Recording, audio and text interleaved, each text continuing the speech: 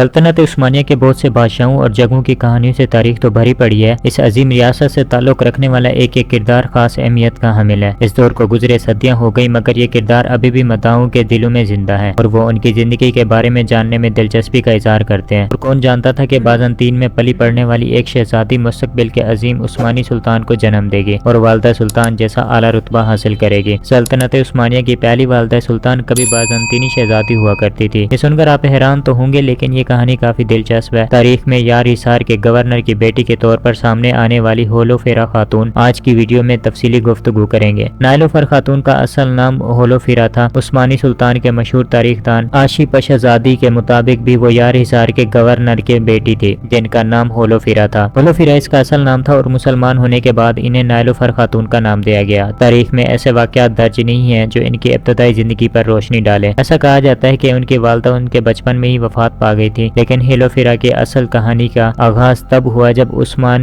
ने बाज़ंतीनियों का बड़ा किला ब्लेजेक फतह किया। ये वाक़या तारीख में बहुत तफसील से दर्ज है और इसी में होलोफेरा का किरदार सामने आया था। खैर कहानी कुछ यूँ है कि होलोफेरा के बाप ने ब्लेजेक के गवर्नर से अपने ताल्लुकात को मजबूत करने के लिए इसे अपनी बेटी की शादी का फैसला किया था। बाज़ वाक़यात में लिखा जाता है कि होलोफेरा ब्लेजेक के गवर्नर की मंगेतर थी, जबकि कुछ रवायात ऐसे दलाल देती हैं कि वो ब्लेजेक के गवर्नर के बेटे से शादी करने वाली थी। खैर ये मामला काफी उलझा हुआ है और तारीखदान किसी एक कहानी पर मुतफिक नहीं, लेकिन ये वाज़ेह है कि जब ब्लेजेक और यार हिसार के गवर्नर ने इस मौका पर उस्मान गाजी को दावत देकर उन्हें मारने का मंसूबा बनाया था जो कि किसी वजह से नाकाम हो गए थे, बल्कि इसके नतीजे में उस्मान बे ने 1299 में ये दोनों बड़े किले ब्लेजेक और यार हिसार फतह कर लिए और इनके गवर्नरों को इनके अंजाम तक पहुंचा दिया। ऐसा कहा जाता है कि होलोफेरा को माले गनीमत के तौर पर वो किले से ले आए और उसकी शादी ओरहान गाजी से करवा दी गई। ये उस्मानिया तारीख की बहुत सी किताबों में दर्ज है, लेकिन किसी भी बाज़ंतीनी तारीखदान ने इस वाक़े का जिक्र तक नहीं किया। जंग के बाद कैदी बनकर आने वाली शहजादी ने ऐसा रोशन मुस्तकबिल पाया और ओरहान गाजी के बेटों को जन्म दिया। नाइलोफर वो पहली बाज़ंतीनी खातून थी जो उस्मान खानदान का हिस्सा बनी। तारीख में ये तो वाज़ेह अल्फाज में दर्ज है कि सुल्तान मुराद अव्वल की वालदा नाइलोफर खातून थी। इसके बाद कुछ ऐसे वाक़यात भी लिखे गए हैं जो ये साबित करते हैं कि ओरहान गाजी और नाइलोफर खातून का बड़ा बेटा कासिम भी था जो छोटी सी उम्र में ही वफात पा गया था। ओरहान गाजी के बेटे सुलेमान पाशा की वालदा के बारे में थोड़ा सा तजाद मौजूद है, लेकिन मजबूत दलाल से साबित होता है कि वो भी नाइलोफर खातून के बेटे थे जो कि ओरहान गाजी और नाइलोफर खातून की पहली औलाद थी।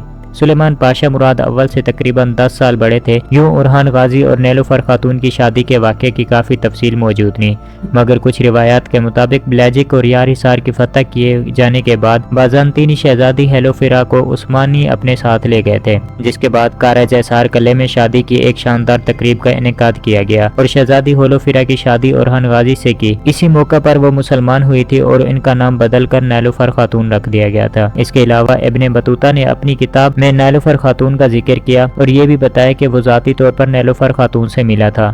वो नाइलोफर खातून के बारे में लिखता है कि वो ओरहान गाजी की खातून खास थी। इब्ने बतूता ने इन्हें वेलोन खातून के तौर पर भी मुतारिफ करवाया है। बिल्कुल यही नाम इस किचन में भी दर्ज है जहां वो गरीबों के खाने का एहतमाम किया करती थी। ये लिखा है कि नाइलोफर खातून ने अपनी जिंदगी का ज्यादा अरसा ओरहान गाजी के साथ बुरसा में नहीं गुजारा था, बल्कि जब ओरहान गाजी अपनी अजीम फतुआत में मसरूफ थे तो उन्होंने फलाई कामों में बढ़ चढ़ कर हिस्सा लिया। मगर बाज़ रिवायात में दर्ज है कि वो ओरहान गाजी के साथ इनके हरम में चली गई थी और इनकी बाकी बीवियों के साथ भी वक्त गुजारा था। इब्ने बतूता ने लिखा है कि अजीम ओरहान गाजी की बीवी इस खस्ता हाल शहर इजनेक में रहती। इब्ने बतूता जो कि हाजी अलाउद्दीन के यहाँ मेहमान के तौर पर रुका हुआ था, वो उनके साथ ही इस अजीम मलका से मुलाकात के लिए भी गया था जो अपनी रहम दिली की वजह से बहुत मशहूर थी और इसी इलाके में काजी के तौर पर भी काम करती थी। इब्ने बतूता ने कहा कि इसके वहाँ रहते ही अजीम ओरहान गाजी भी अपनी बीवी के पास तशरीफ लाए। नाइलोफर खातून के बारे में कहा जाता है कि वो खैराती और फराई कामों में बहुत दिलचस्पी रखती थी। मशहूर तारीखदान आशिक पशहज़ादे ने इनके फलाई कारनामों को बहुत अच्छे से बयान किया है। वो लिखता है कि नाइलोफर खातून ने बुरसा के रास्ते में एक नदी पर पुल तामीर करवाया था, दरवेशों के लिए खाना भी बनवाती थी और बुरसा में एक मस्जिद भी तामीर करवाई। इस फलाई काम के बहुत से खादिम ऐसे थे जो काफी मशहूर हो गए थे और इनका शुमार रियासत के बड़े खादमों में होने लगा था। एक अजीम रियासत की वालदा सुल्तान होने के बावजूद भी नाइलोफर खातून ने बहुत सादा सी जिंदगी गुजारी थी। इनके बेटे मुराद अव्वल ने इजनेक में अपने वालदा के नाम से इनके एजाज के लिए आला इमारत तामीर کروائی تھی۔ نیلوفر خاتون، جس کی کہانی کی ابتدا ایک بازنطینی شہزادی کے طور پر اور اختتام عثمانی ملکہ کے طور پر ہوا، اس کی زندگی کافی دلچسپ ہے۔ نیلوفر خاتون سلطنت عثمانیہ میں پہلے والدہ سلطان کی حیثیت رکھتی ہے، جن کا چھوٹا بیٹا مراد عثمانی سلطنت کا حکمران بنا۔ سلیمان پاشا، جو کہ ان کا بڑا بیٹا تھا، وہ جوانی میں ہی گھوڑے سے گرنے کی وجہ سے انتقال ہو گیا تھا۔ نیلوفر خاتون کی تاریخ پیدائش جو بتائی جاتی ہے، اس کی کوئی دلیل موجود نہیں، یہ محض اندازے ہی لگائے جاتے ہیں۔ خیر، ایسا کہا جاتا ہے کہ وہ 1283 میں پیدا ہوئی۔ بعض روایات کے مطابق وہ اورحان غازی سے کافی بڑی تھی، مگر چونکہ ان کے پیدائش کے بارے میں کچھ خاص معلومات موجود نہیں تو ان باتوں کی تصدیق کرنا مشکل ہے۔